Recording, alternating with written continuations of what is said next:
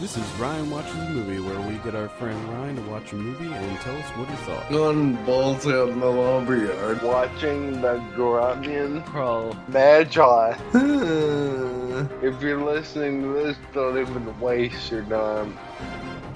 Hello and welcome to Ryan Watches a Movie. This is episode number 196. My name's Adam Patterson. With me today, we got Kevin Rakestraw. How you doing there, Kevin? Doing pretty good.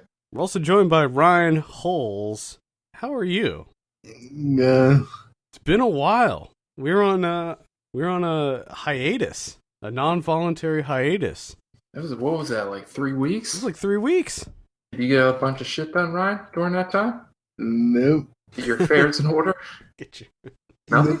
We're ringing in the new year with a new episode. I have something fun planned for our 200th episode. I mean, it's nothing big, so don't get too excited. Is it Moonwalkers? No, it's not Moonwalkers. It's not the choice of movie, but it's just something extra I want to do during the show that I thought might be fun. I don't know. It might be a complete fucking disaster. But I'm gonna guess disaster. yeah. How the hell have you been, Ryan? How was your holiday? Man. Pretty good? Did you get all kinds of cool stuff for Christmas? I guess. I tried to call you around Christmas just to check in, but you're like, fuck it. Not happening. No. Fuck that guy. Didn't answer. It's not answering now. I just being on my phone's messed up. Oh, that's the excuse. Sure. Straight bullshit. Well, I've been using my Beats microphone. Your Beats that sucks still. Your Beats microphone? Yeah, it's built into that pill thing. Ooh. Oh. Sucks still. Oh, okay. I understand. Well, welcome back anyway. Glad to get the show on the road here once again. What movie do we have you watch this week? Stay alive. Stay Alive. Stay alive. You die in the game, you die for real. Are you serious? Yep. This Oh, is shit. directed by William Brent Bell. Picked this in honor of The Boy, coming out this week. I have a synopsis here. For a group of teens, the answer to the mysterious death of their old friend lies within the world of an online video game based on the true story of an ancient noblewoman known as the Blood Countess. Ooh. Yeah. This stars John Foster, Samir Armstrong, Frankie Muniz. Oh shit. Jimmy Simpson. Wendell Jimmy- Pierce. Yep. Adam Goldberg. Sophia Bush. There's actually people in this movie. There are some people in this movie. Wow. All right, Ryan.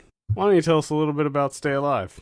The movie opens with a video game, and the guy who's playing the video game goes through a house. It's not really important, but he goes through a house. And when he comes to the end of the house, he ends up dying in the game. And about 10 minutes later, him and his friends all die the exact way they died in the game. So at their funeral, two of his other friends congregate, and they meet some other people, and they all decide to play this game.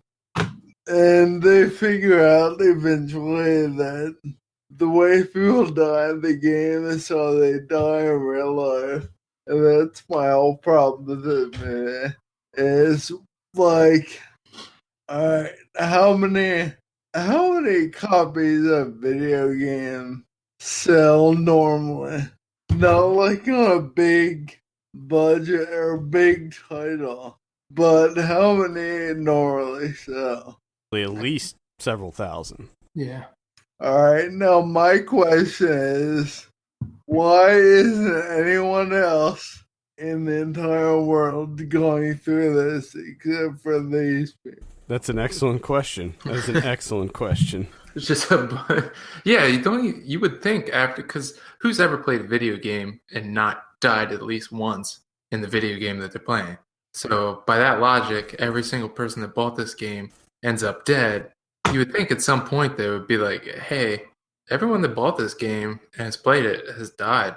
Like, we should look into this. Well, at one point they're being investigated by the police, and the police go into a GameStop sort of store. EB Games? Do they The go into guy Funko Land? says his excuse is the game must be underground. That's an underground It's an game. underground I've game. never in my life heard of a game Played on Darknet. that isn't available on pub. So one by one, this new group of people, they start dying in the game and eventually die in real life.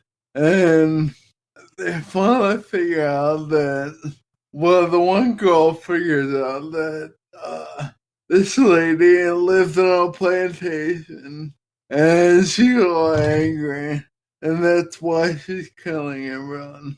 And I forgot to mention, at the beginning of the game, there's like this spoken word thing, and for whatever reason, all the people that are playing this, they all say it out loud, and supposedly that brings this lady back to life. Mm. So anyway, they're being killed one by one, and they figure out where this lady's dead body is. Now, they go to it because they're told to drive a nail in her head, neck, and chest, I think. And another funny thing is, when they go and find her body, it's not like a rotten corpse. It's like this lady's just like sleeping, and she's normal human being. She's just hanging out. So eventually they end up driving these nails into her, which of course makes her spirit angry. And she gets up and tries to kill all of them. And they end up killing her because she can't stand to see how old she is in her reflection. So at the very end of the movie, they pick up an Alienware silver laptop Nice. and hold it up, and she sees herself, and movie's over. What? And at one point in the game, Frank Jimenez dies, but he ends up living in real life, which also goes against every rule of this game, because apparently when you die in the game, you die in real life. But Not he Frankie didn't. Muniz. You just can't be stopped. Hmm. So they find her and they kill her, and that's it. So I take it that breaks the spell. I assume, yes. Do they kill her in real life or in the game? They kill her, they show her a reflection in real life. And then they decide to burn the room that she was in. And for whatever reason, they're all able to get out, but she just runs around and catches on fire and eventually dies. So she's still alive in the game, though. I assume so, yes. This is really complicated. It's really, Doesn't make any sense No either. rules, Kevin. It's just complete Make up anarchy. shit as they go It along. just doesn't make any sense. I feel like this is during a time when horror movies were pretty terrible for the most part. I think this is contributing to that. So what'd you think of this overall? It was fucking terrible. The acting was terrible. There were What, so you had many holes in the story. It just, nothing made sense. Breaking Me is a terrible actor. I didn't realize that until I saw this. Because he was little and Malcolm in the Middle, and I used to like that. But he's in that band from York. Yeah, probably playing the White Rose I'm this good weekend. on that, too. Do you I guys can't remember? remember because there was another movie that we had him watch with Frankie King- Muniz, and we talked about it. Oh, really? Yeah. Well, Kingsfoil. Oh yeah, Kingsfoil. Woo! Woo! Oh boy, Kingsfoil. Nice. If I remember correctly, I remember when this movie came out. I think it was supposed to be rated R originally, and they ended up toning it down or something for the theaters to give it a PG-13 rating. I seem to remember reading about that, where they had to kind of It sounds like pull it back. It seems. either way, it would have been stupid. Yeah, there's an unrated edition. Yeah, I think I saw the unrated edition. How A about long they have time an ago. unshitty edition? Unshitty edition? Yeah. I don't know if they Like, can- not making this movie in general. Yeah, I'm not sure that would ever exist. It would just be nothing. It'd be a blank screen for an hour and a half. So I have to ask, what the video game itself? I'm guessing there's a lot of footage of the video game. Does the video game? It's got good graphics. Look like a cool game. Fuck no. Looks like graphics from Please say reboot. Please. Seventh Guest. Yeah, 7. It looked like the original Alone in the Dark. If any of you remember what the original Alone in the Dark looked like, it was like early 3D graphics, and it just looked awful. What are they playing this on? The guy in the video game store. But at the end of the movie, apparently this game gets a wide release, and it's for PS2. Oh, PS2. I So wonder if it's a PS2 exclusive. What? How did it go from an underground game to wide release? I guess because they killed her. There was no more real. He finally got all the bugs out of the game. There was no more real threat. Okay. Namely, the old spirit that kills you in real life. Well, now that she's gone, let's go ahead and release this bad boy. Yeah. So, were all these guys like beta testers? Is that what's going on here? Yeah, they refer to that once here. That sucks. Was it EA? Was it an EA game? Because I have a feeling that it'd be an EA game. They refer to the beta testing, but they also refer to the underground fact a lot. It's an underground game. That's The right. word of this game must be underground. What does that mean? Apparently, they weren't aware that there's no such thing as underground games. Oh God. Guys, this doesn't make any sense. Like, did her spirit exist in the world before they made the video game? And how does making a video game wake up her spirit? Apparently, the chant at the beginning of the game brings her back. So I'm wondering why. Why do you skip the chant? yeah, exactly. Just not say. And who's saying it anyways? Like, is that part of the They all chant. Is that part of like the instruction manual, like to load up the game or something? Yeah. That's how you get past the menu. When I load up, the chant comes on. Instead of hitting the start button Read this chant. or hitting X, you have to read a chant. You know, in karaoke, how the words become yellow. Mm-hmm. Well, in this, somehow they became yellow as they were saying them.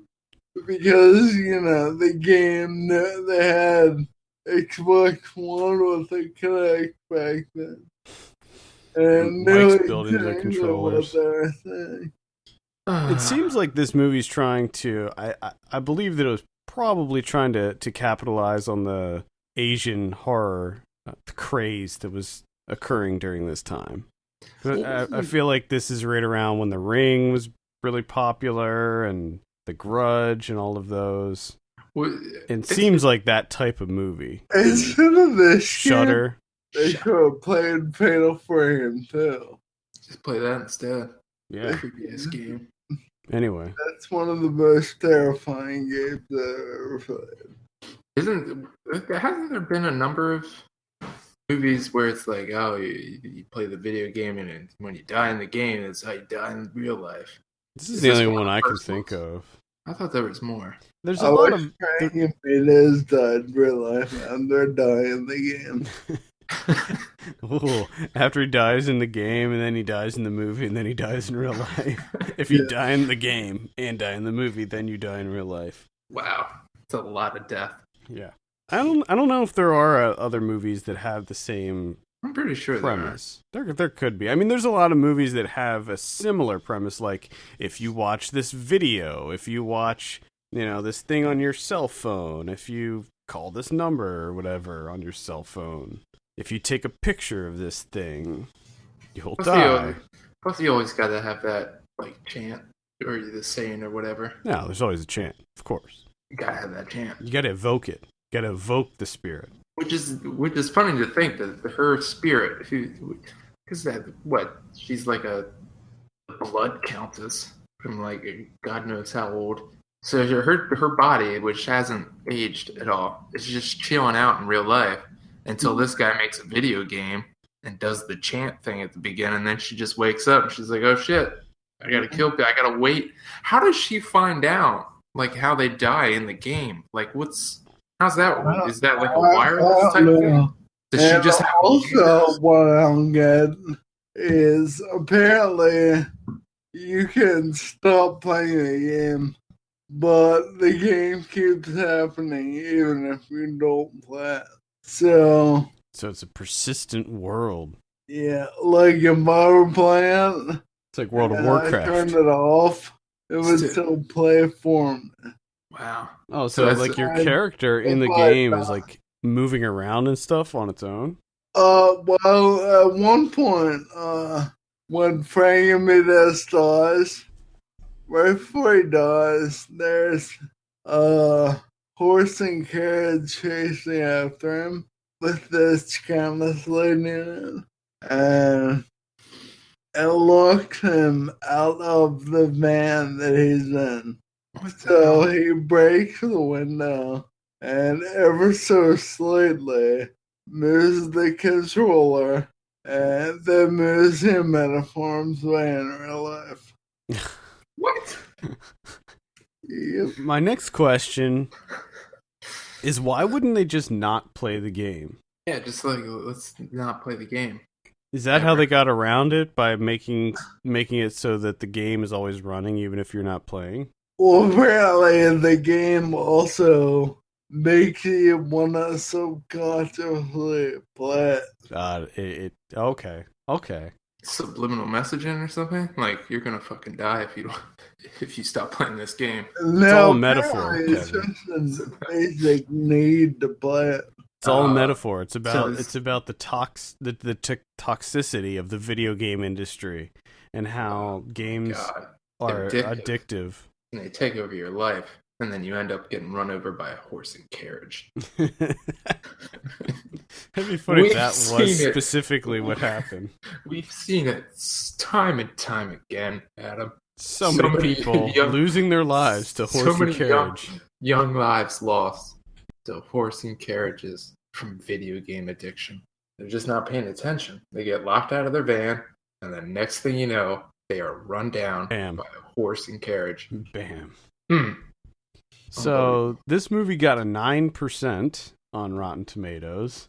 Wow. The critics' consensus says a by-the-numbers teen horror flick, Stay Alive, fails to exploit its premise for any real scares. That leads me to my next question, Ryan. Was it scary? There's a lot of... No. There's a lot of loud noise scares, but that's about it. If I ever make a horror movie, there will not be, if there are jump scares in it, they will not be accompanied by the loud noise. Now, see, it's interesting that you say that, because if I were to make a horror movie, it's just going to be nonstop jump scares, just one after the other for like an hour and 30 minutes. But they're not even going to be like scares, really. It's just going to be like someone ringing on a doorbell. The red herrings. Like a dish falls off the counter. Something like that, just for an hour and 30 minutes. So basically your daily life. Mm-hmm. Yeah, because that's my daily life. Anytime there's any kind of noise at all. It's just like, Jesus Christ, what the hell is that? Exactly. Because they're not jump scares, they're surprising. That's all they are. Like, it doesn't even have to be something that's terrifying or scary. It's just a loud noise when you're in a quiet room. Right. 99% of jump scares in horror movies are that. They're like red herrings. They're things to keep you on your toes. It could just be your grandma saying hi really loudly. And that would get me to jump and be like, oh shit. Yeah, I don't like it. I want to see a horror movie that does not, because anytime there's a jump scare, even if it's something that's like a loud noise, like, a cat jumping out of a cupboard or something, it's always accompanied by the music, like the loud or whatever.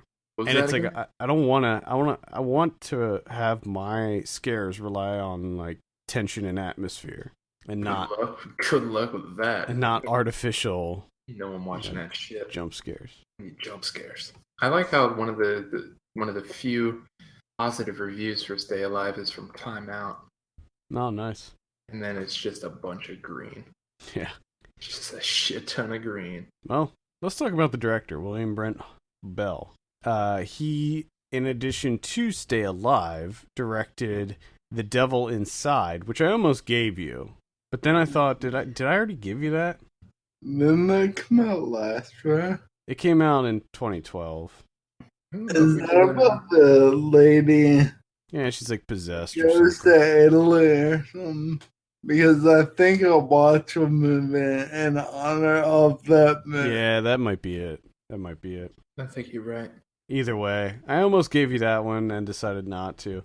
That one actually has a worse score than Stay Alive. The Devil Inside only has a 6% on Rotten Tomatoes. Oh. Yeah. So he also directed, his first film was called Sparkle and Charm. Ooh. Sparkle and Charm. Is that a horror movie too? Nope, doesn't sound like it. It says Jack is in his mid-20s and living in Texas when he gets dumped by Gwen, his gorgeous girlfriend. He decides to move to Las Vegas and sell RVs. That sounds like the worst movie. It just sounds like somebody's real life. It's a movie about a guy who gets dumped and moves to Las Vegas to sell RVs. Who wants to watch that? It's got Clint Howard in it. Yeah, I see that. So there you go. All right. Well, oh boy, he did. That was his debut, and then he pretty much just did nothing but horror stuff since then. His last movie was called Where, W-E-R. Came out in 2013. A defense attorney begins to suspect there might be more to her client, who is charged with the murders of a vacationing family, then meets the eye. That's sensitive. I know. I just read it verbatim.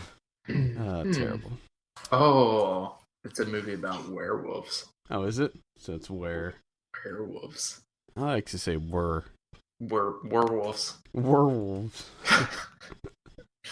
Oh God. That's pretty much it for this guy. So yeah, not much else to say. Looks like he directed. What is this? He was a production coordinator on the TV series Women: Stories of Passion, which is very short stories about women and their sexual fantasies. Oh. So, porn and horror. So basically, it's like a Cinemax thing, I bet. Yeah, so this guy did the two easiest things that you can do. Porn and horror. And I'm sure he did the porn shitty because he did the horror shitty. All right. Well, we still don't know. There's Sparkle and Charm, which is a comedy. which that might be his wheelhouse. I think he looks like Kevin Federline. Does he? I think he does. Yeah, it kind of does.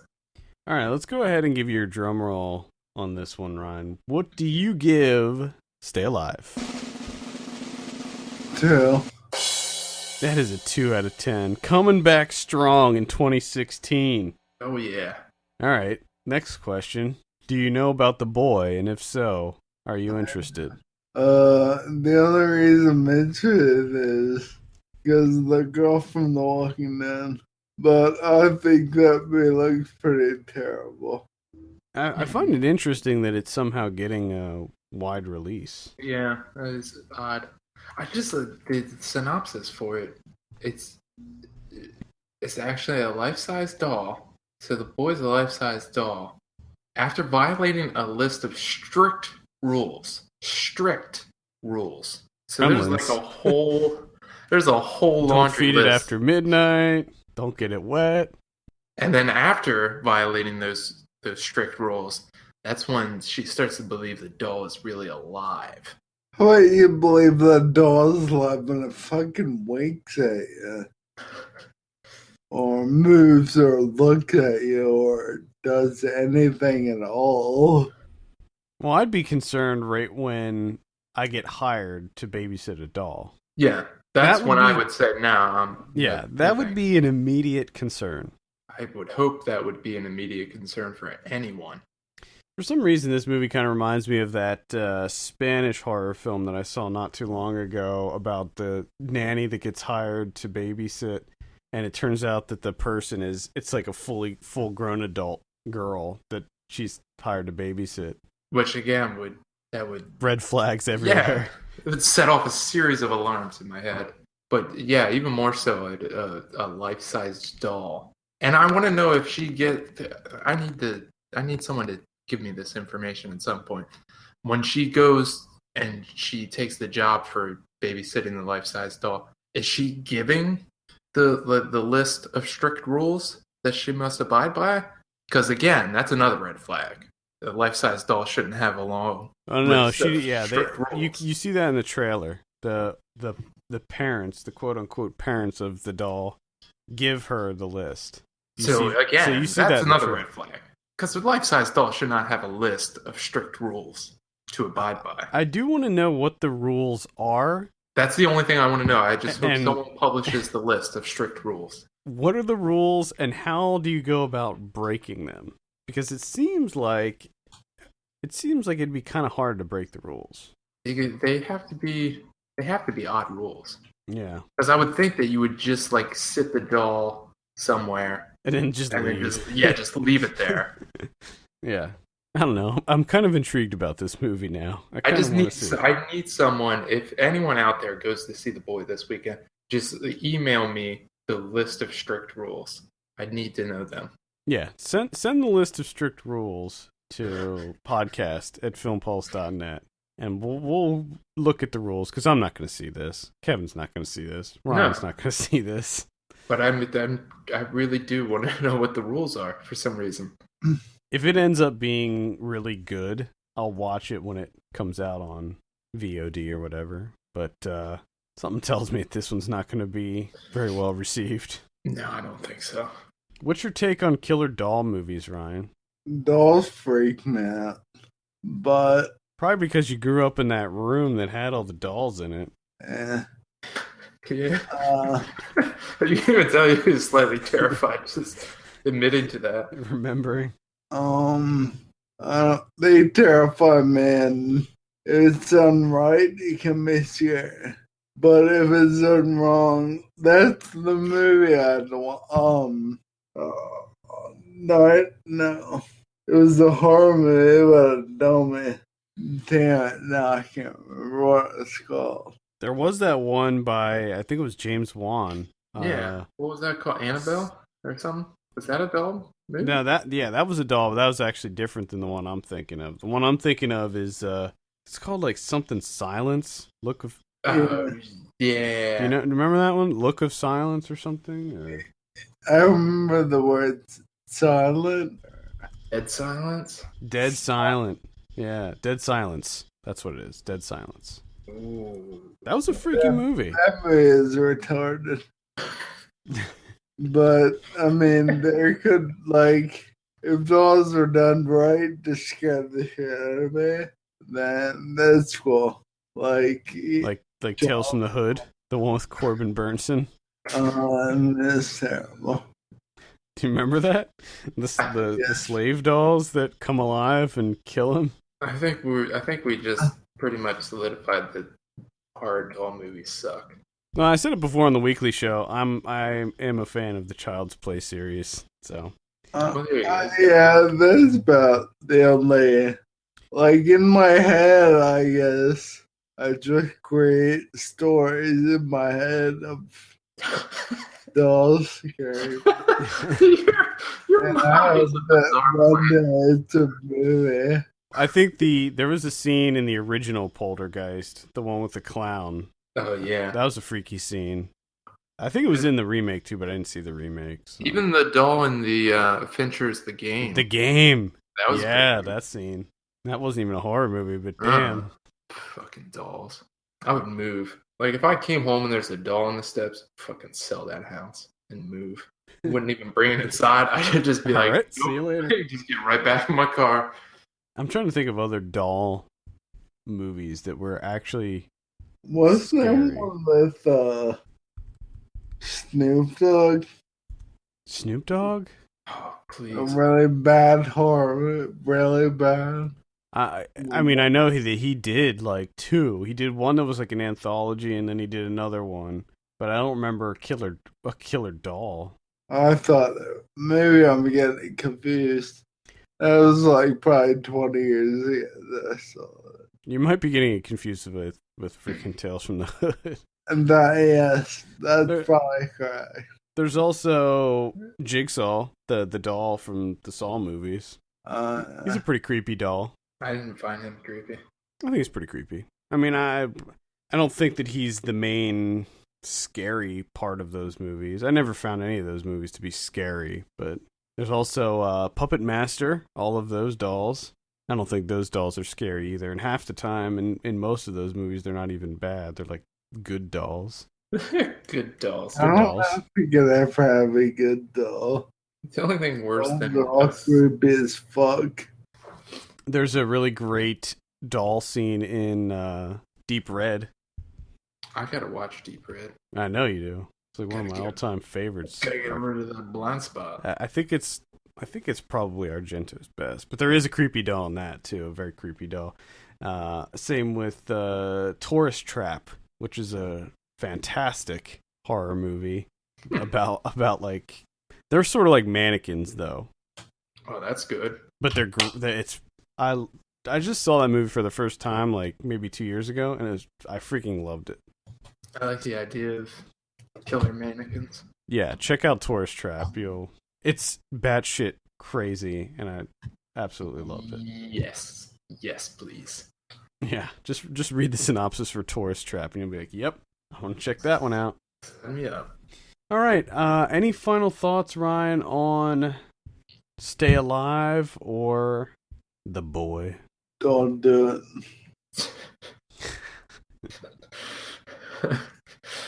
I would say if you want to see a horror movie called The Boy, go see the other one that came out in 2015 because it's probably much better. And it still kind of irks me that two movies come out called Yeah. The Boy. They're both horror movies. One in 2015, one in 2016. Yeah, what's that all about?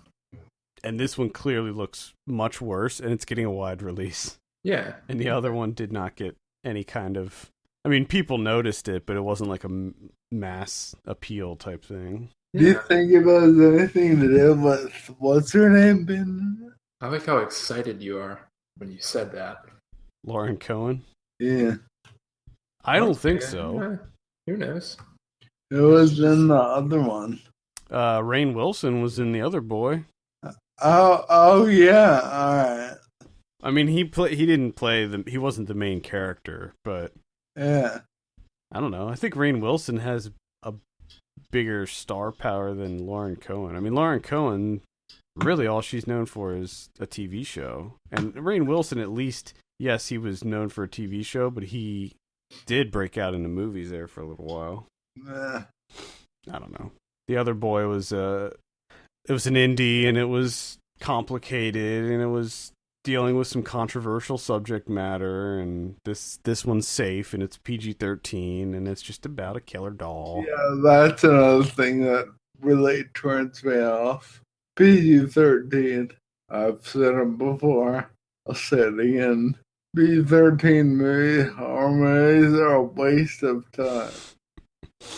I think there's exceptions to that, but by and large, I agree with you that PG-13 movies, horror movies, have no place. There's no place for them. I think that's going to do it for this week. Thank you so much for tuning in. Be sure to send us your questions to podcast@filmpulse.net. You can follow us on Twitter @FilmPulseNet, @FilmPulseKevin, and @MyLegsDon'tWork. And if you get a moment, take a look at our Patreon page, patreon.com/FilmPulse, and consider helping us out by becoming a subscriber. For Kevin Rakestraw and Ryan Holes, my name's Adam Patterson. We'll see you next week. See you later.